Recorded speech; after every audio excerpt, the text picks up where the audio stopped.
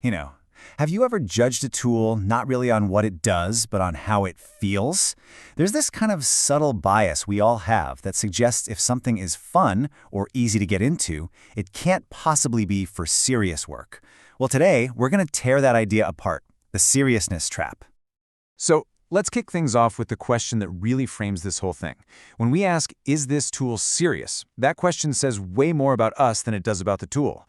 It shows what we believe work is supposed to feel like. For a lot of us, if something is approachable, it must just be a toy. But is that really true?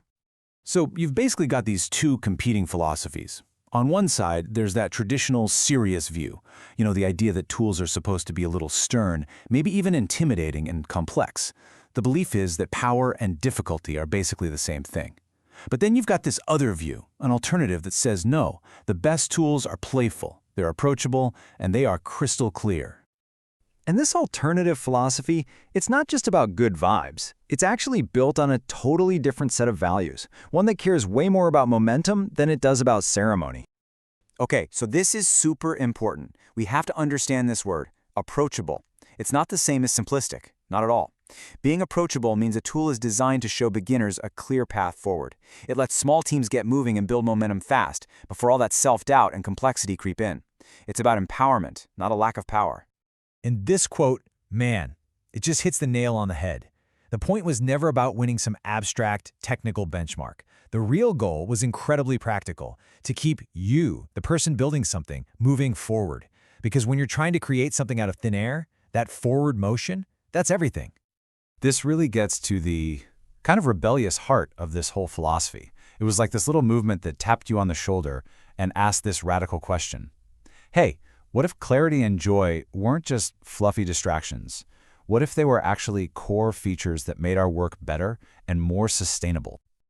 Okay, so it all sounds nice in theory, right? But what about the real world? Can these tools, these supposed toys, actually build serious businesses?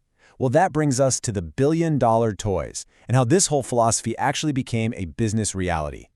And the answer to that question is a huge, resounding yes. We don't have to get sentimental or rely on nostalgia to prove it. The receipts, they're plain as day. I mean, just look at Shopify, a platform that moves billions and billions of dollars in commerce around the globe. Or GitHub, the place that for years held the world's most critical open source code. And Doximity, a network that supports the majority of doctors in the US. These are not little side projects. These are massive, industry-defining companies, all built on a foundation that some critics once just brushed off as a toy. And this is just such a powerful observation, right? Coming from decades of real-world experience. The real risk isn't choosing a tool that's enjoyable and helps you be productive.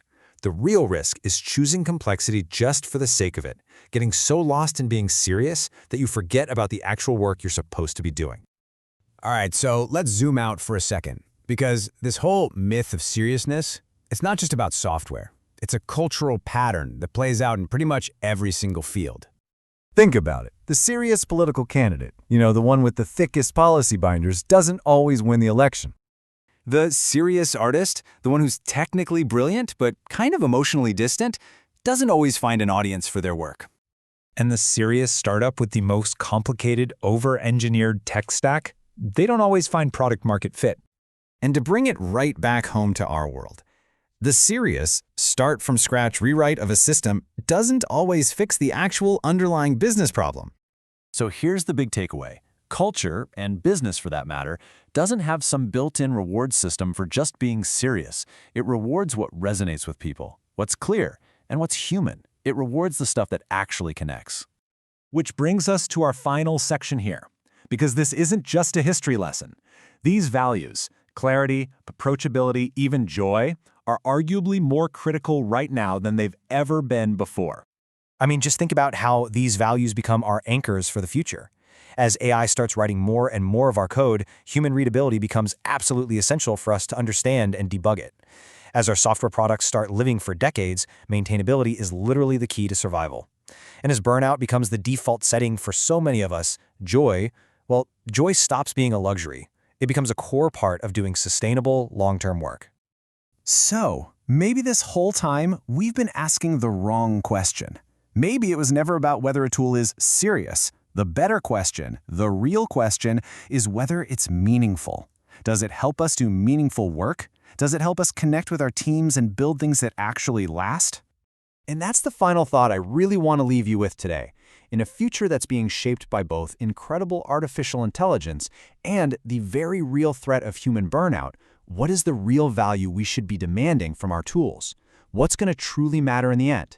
Thanks for watching.